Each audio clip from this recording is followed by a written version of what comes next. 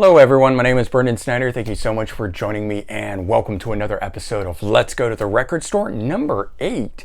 So I've got the day off, and of course, what is better to do than to go to the record store, right? So one, I'm gonna do that, but I like to mix in other cultural type things. Music is art. I also like painting and stuff like that. So I'm actually gonna head to the Metropolitan Museum of Art. I'm gonna do a little run through there first. I'm gonna sort of whet my appetite with the creativeness of all of that. And then I'm going to head down to Midtown Manhattan and we are going to go to BookOff. I haven't been there in about 5 or 6 weeks, so I'm hoping that enough new stuff has come in that I'm going to really find some good stuff. But hey, let's head on out. Let's go to the record store and I'll show you a little bit around Manhattan as we're doing it.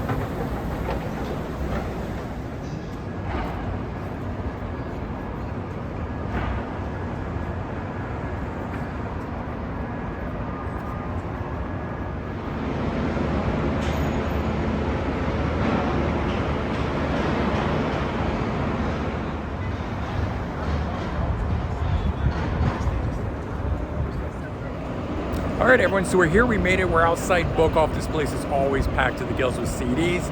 Let's head on inside and see what we can find today.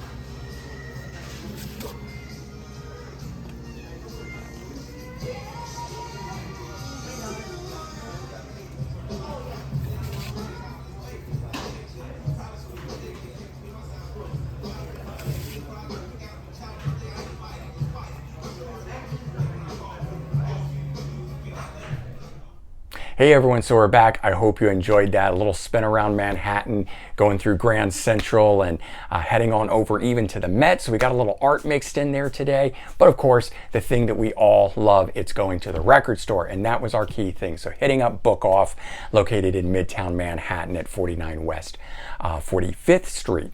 And so if you noticed in the video, we actually hit up, or I hit up, the $1.50 section in there. And I don't usually get into that. That's usually got a lot more commercial type stuff in it, but found some good gems.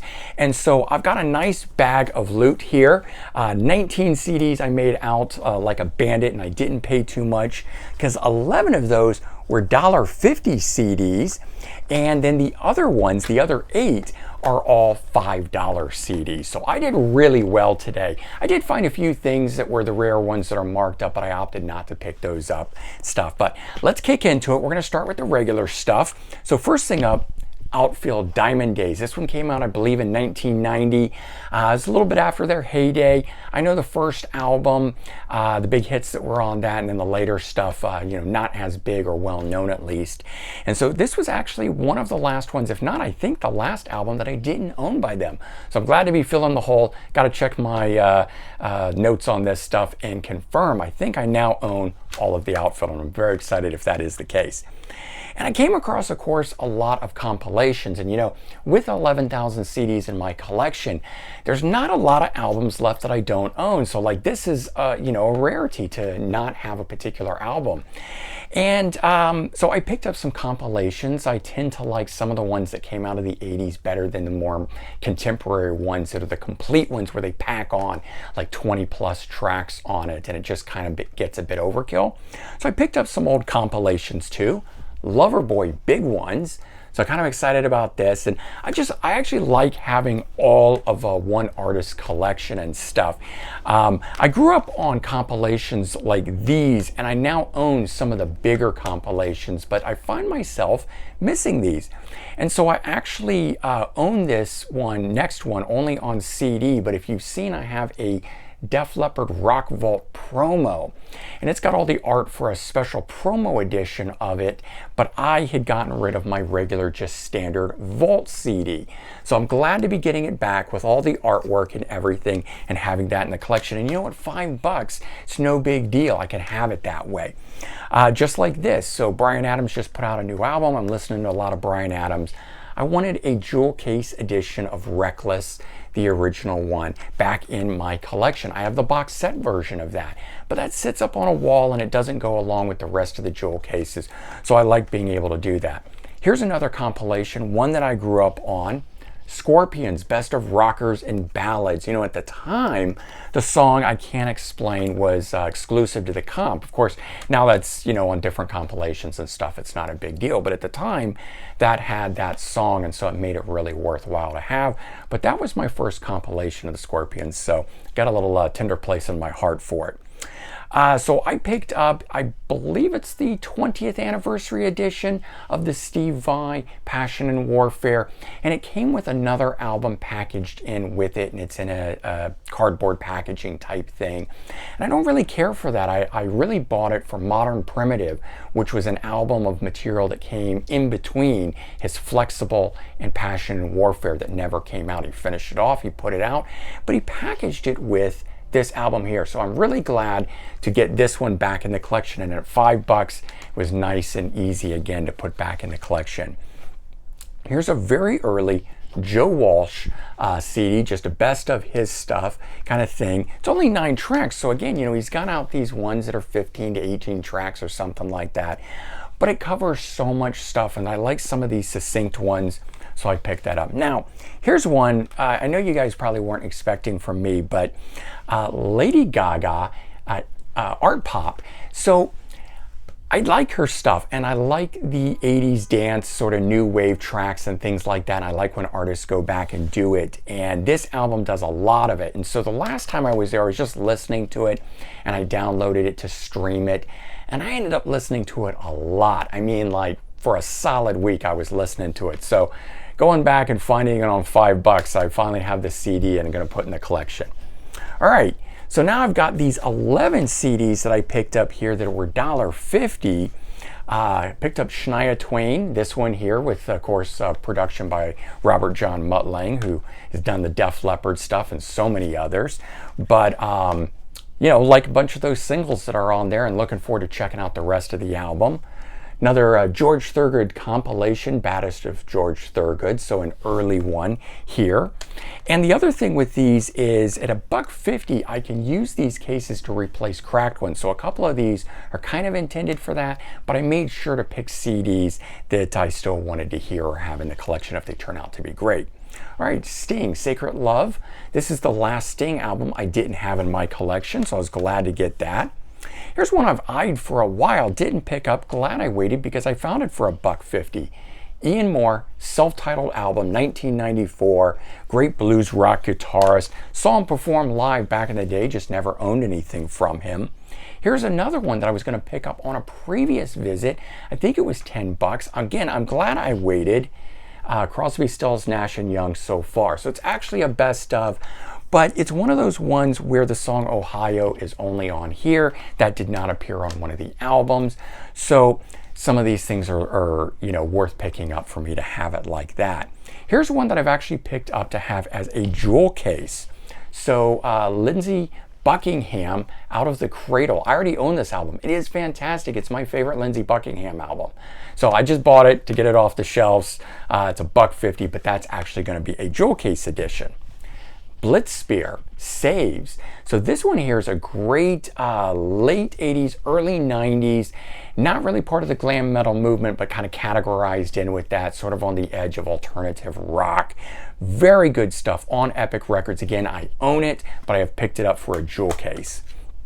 Here's one I've picked up to use as a jewel case, but also because I don't own the album, so if it turns out I like it, I will be keeping, you know, the entirety of the thing. Jesus Jones, Liquidizer. So I like Jesus Jones, I like some of the later era stuff. This is 1989, so I'm looking forward to checking that out. This is somebody I didn't have in the collection, so I picked up a Greatest Hits. Joe Jackson, Greatest Hits. So looking forward to checking this out. I know a couple of the tracks that are off here. And again, I expect I'm going to enjoy it, keep it, but it'll make for a good jewel case if nothing else. Garth Brooks, Greatest Hits. So I've got a couple of his albums, but always just looking for a nice compilation. These things are hard to come by, and finding it at $1.50 was pretty cool. This was the big score out of the $1.50 section for me, at least. Best of Kansas, but this one here is the original one from 1984 or 85, whenever this is that it came out, because the 6th track on here is called Perfect Love. It was a song just for the album, and when they reissued it, they took it off. So on current versions of the best of that you go and buy, it doesn't have that brand new track. So I've been looking for that album. I'm glad to get it in the collection and have it. And there you go. That's the 19 albums that I picked up as part of my trip to the record store at BookOff. And hopefully you guys enjoyed it. Hopefully you found some other cool things. And you know, there's a lot of stuff in there you're going to say, oh, why didn't you pick this up and why didn't you pick that up? Just remember, if I show it in the video but I didn't buy it, it means I already own it. All right, everyone, take care. Have a great day, and I'll talk to you all real soon. Bye-bye.